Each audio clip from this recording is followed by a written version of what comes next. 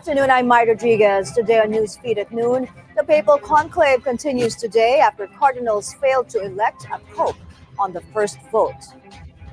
Comelec's second division disqualifies Pasig City congressional bet Ian Sia over lewd remarks during his campaign. Disney finally opening a theme park in the Middle East. And Netflix announces its first major overhaul since 2013.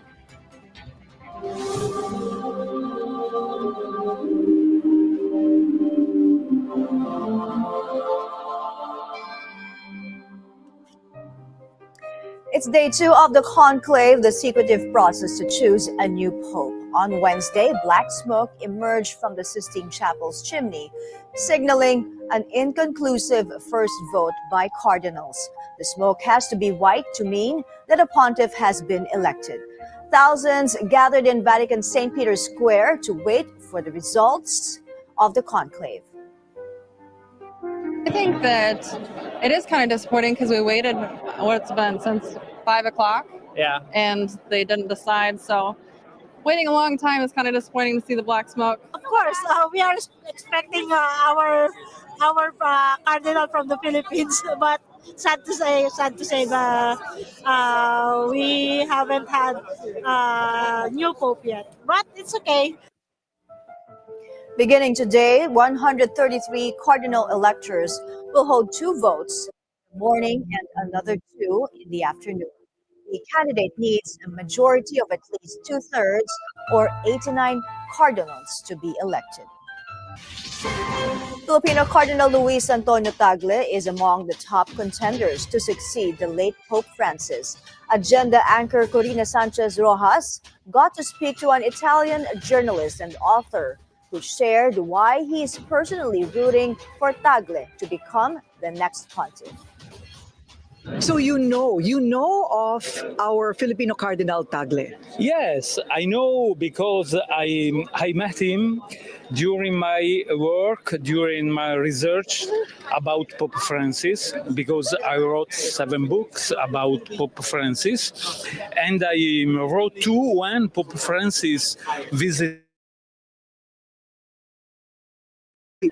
How do you say, impressed about Cardinal Tagle, because of his words, so simple but so deep.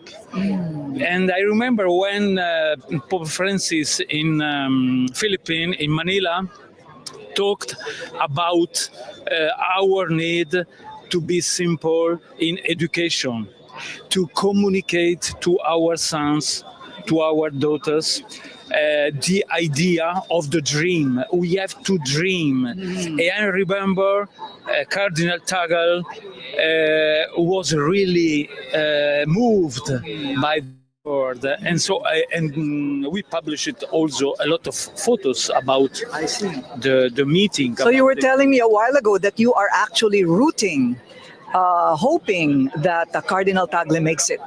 Yes, I think in if we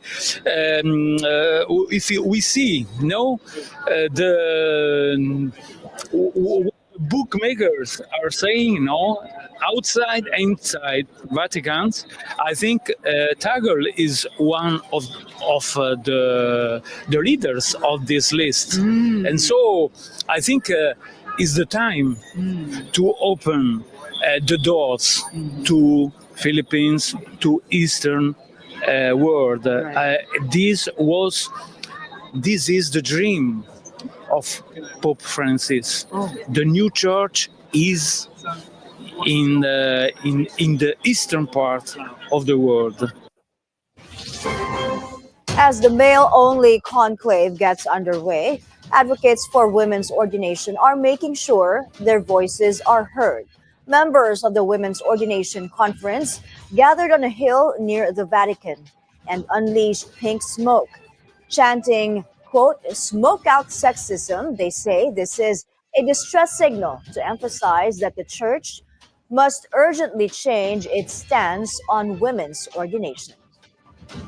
This is a sin and a scandal. And so we are here, an international group of women's ordination advocates, lifting up pink smoke as a sign of hope that the church might quickly work to bring women in as equals in every part of the life of the church. That this is really a tipping point moment, and many women are looking at the conclave and the future of the church to see and asking themselves, is there a place for me here?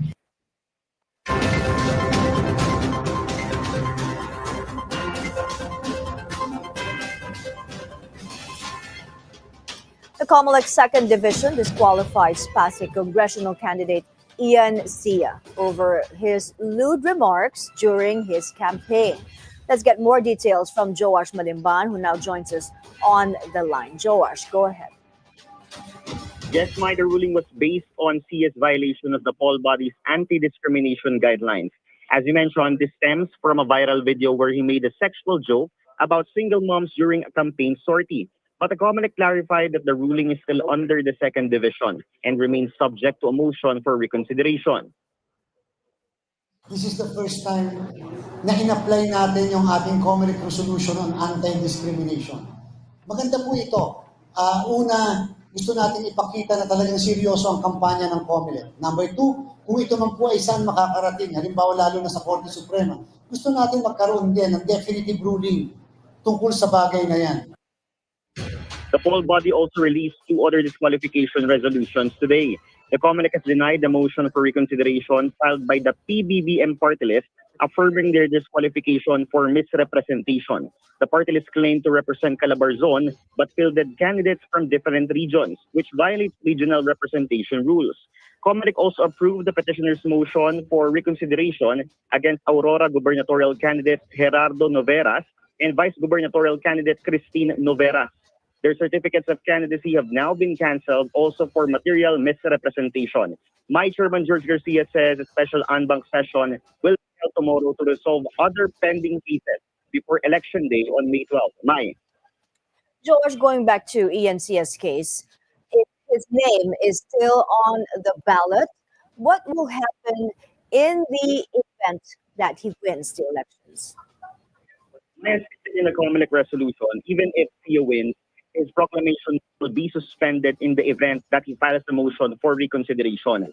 However, if Sia does not file an MR within a period of 5 days after receiving the Comelec decision, this becomes executory and the votes for him will be considered stray. Mai.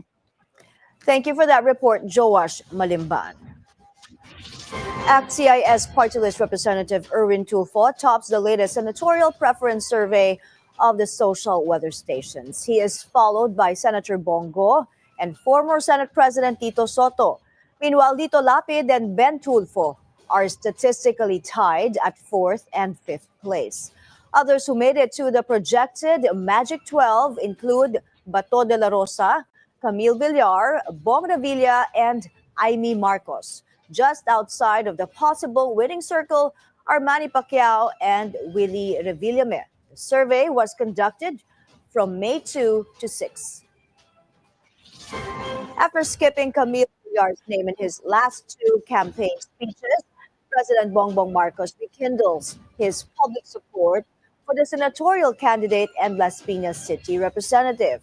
Paulo Barcelon has more on Alianza's rally in vote-rich Bulacan.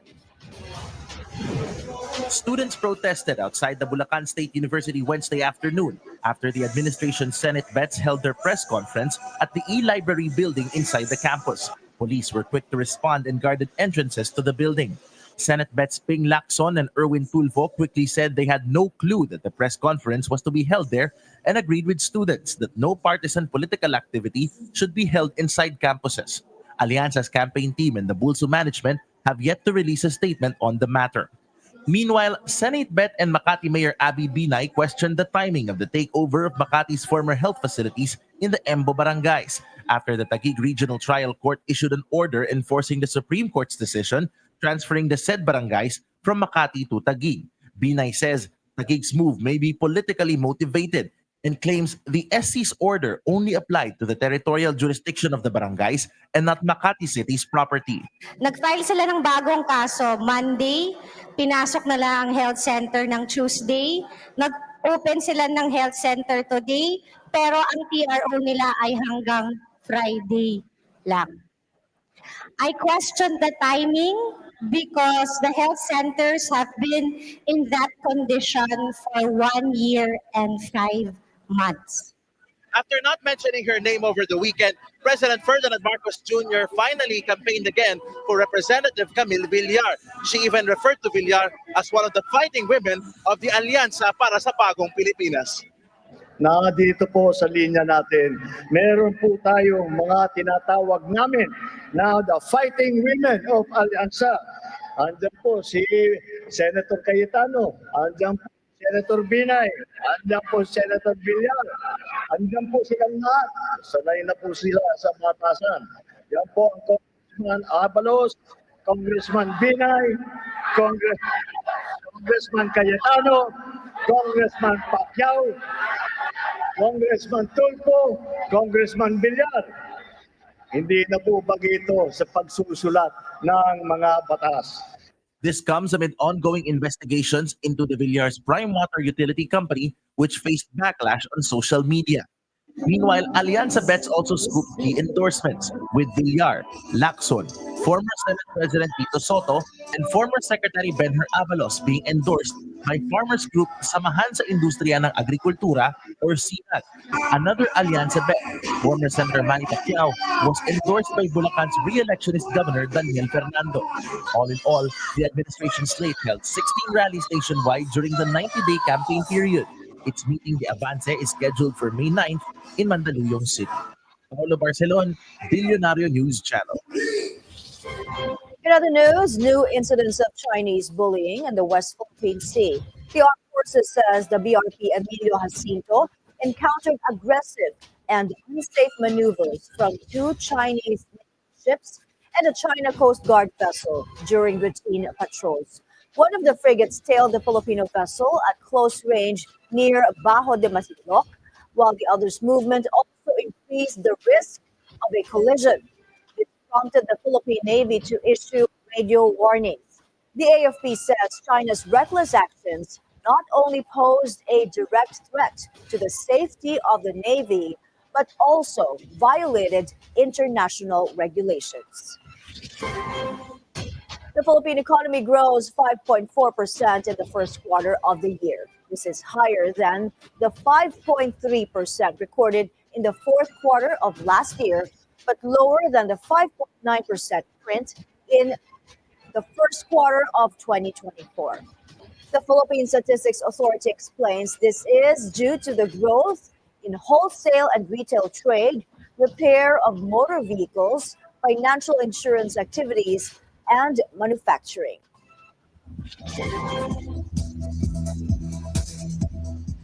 Tensions between India and Pakistan escalating.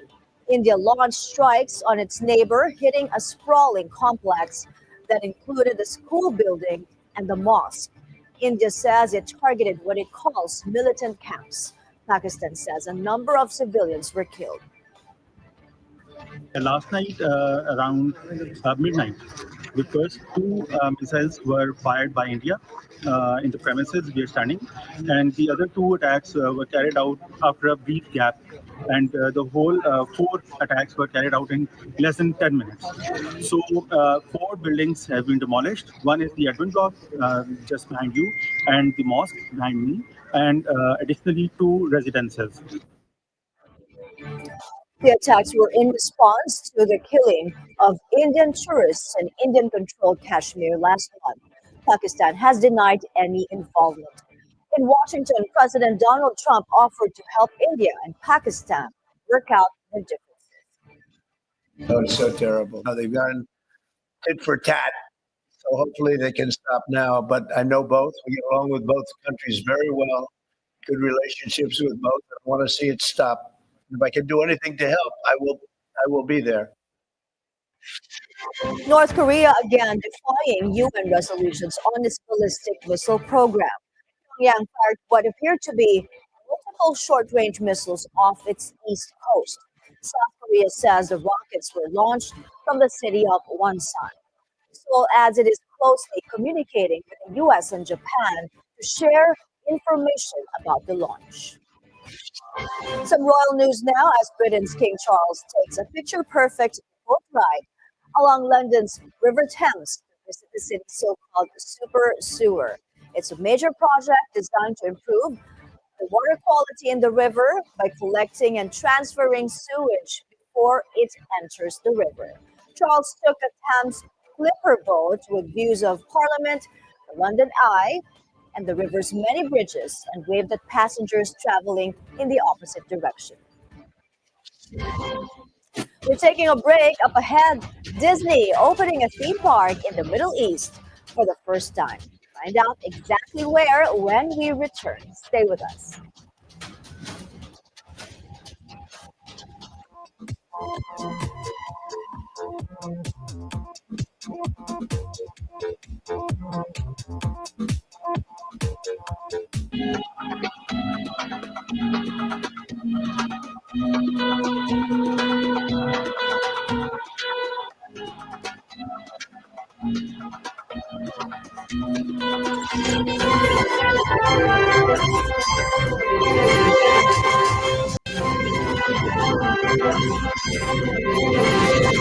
A Disney theme park is finally coming to the Middle East. Walt Disney announces plans to open a waterfront resort in Abu Dhabi, the company's first major theme park since 2016. The resort will be located on Yas Island, which is also home to other popular attractions like Warner Brothers World and SeaWorld. Disney says the theme park will be authentically Disney and distinctly Emirati.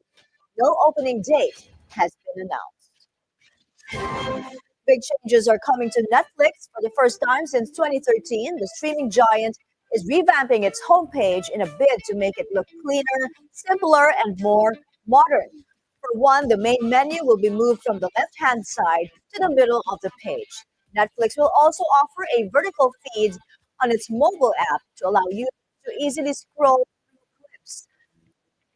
Additionally, the streamer says it will begin testing an AI-boosted search feature on iOS, where subscribers can ask for content in natural and everyday language.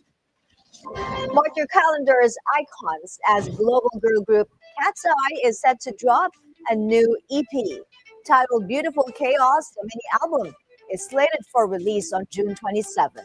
The multinational six-member group teased their comeback with photos featuring them lying on top of cars and in an outdoor picnic setting. Beautiful Chaos follows the recent release of Cat's Eye's single Gnarly and their first ever EP, Soft is Strong. In sports, Alex Ayala makes her WTA 1000 doubles debut at the Italian Open tomorrow. The 19-year-old will team up with world number 3 and Madrid Open finalist Coco Gauff. They start their campaign in the round of 32 versus Alexandra Panova of Russia and Fanny Stoller of Hungary. This comes after a tough first-round singles exit, falling to Ukraine's Marta Kostyuk in just 62 minutes. Kostyuk fired 19 winners and never faced a break point. The 8 venues for the 2027 Women's World Cup in Brazil have been unveiled. Among them, the iconic Maracana Stadium in Rio de Janeiro and the National Stadium in Brasilia. This will be the first time that the tournament will be held in Latin America. Do mundo feminina. In just over 2 years, the biggest women's sporting event in the world will come to Brazil and South America for the first time. From samba to frevo, from stunning beaches to cosmopolitan cities, the world will experience the energy, color, and human warmth that only Brazil can offer. Nobody throws a party like Brazilians. With your enormous passion for football, 2027 will be truly spectacular. We're taking another breather. Up ahead, Filipinos across Europe gather for a Sinulog festival. We'll give you a look after the break.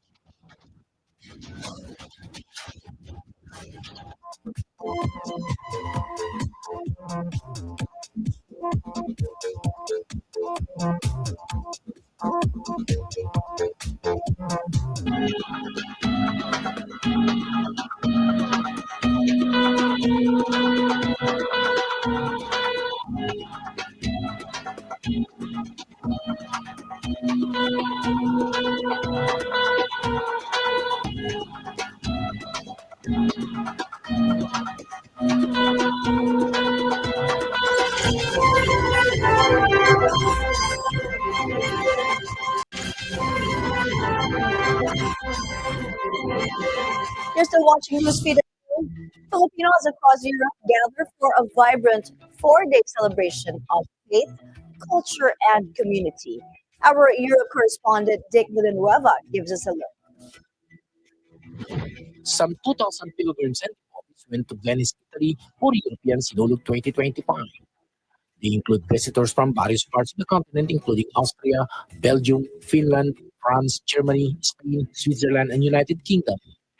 The four-day celebration was led by the Filipino Catholic community of Venice, in collaboration with the Fiesta Senior Executive Committee of Italy, supported by the Patriarch and local government of the city of Venice. So ating pagdiriwang ngayon ng European Festa Senior ay mahigit 10 taon na at kasalukuyan po lumalahok ngayon dito ang mahigit 15 mga estado ng ating European, lalo tigit ang nagmula pa sa USA. At ang kapistahan ngayon dito ng European Kaplag Sinulog Festival dito sa Venice ay pinaghandaan po ng Venice bilang host ng 2 taon na pinangunahan ng ating mahal na pari si Padre Enrico Valderrama at kanyang mga kasamahan, community at ang civic community. The program kicked off with a Salvo and Walk with Mary and Niño, accompanied by the Holy Rosary procession repeated in different European languages. It was followed the next day by the veneration of the Holy Child, a pasundayag cultural religious show, and Salu-Salu evening. On the third day, there was a catechism and fluvial procession held at the Sea of Venice. The fest culminated with a pontifical Fiesta Senior Mass that was presided by the Apostolic Nuncio Archbishop Bernardito Ausa, Didio Bismayna and Andorra, and the concelebrating bishops, Bishop Oscar Jaime Florencio of the Military Ordinariate of the Philippines and Bishop Roberto Santos of the Diocese of Antipolo Rizal, and chaplains throughout Europe. Highlight of the event was the Kaplag, the Sinulog Street Dancing Parade, which has lasted 3 hours with 36 official participants and 17 official competition contingent for the grand competition. Dublin, Ireland won Best in Choreography for Street Dancing, while Vicenza, Italy won Best in Choreography for Grand Presentation and Best in Costume. And finally, the special award for the most numbered performers in the contingent was won by Vicenza, Milan, and Padova, Italy. The European Fiesta Senior is held every 2 years, and in 2027, it will be hosted in Modena, Italy by the Filipino Catholic community of Modena in the region of Emilia-Romagna. Dick Villanueva, Billionaire News Channel, Venezia, Italy. And those are the news this hour. I'm Mai Rodriguez. Keep it here on the Billionaire News Channel. Good afternoon.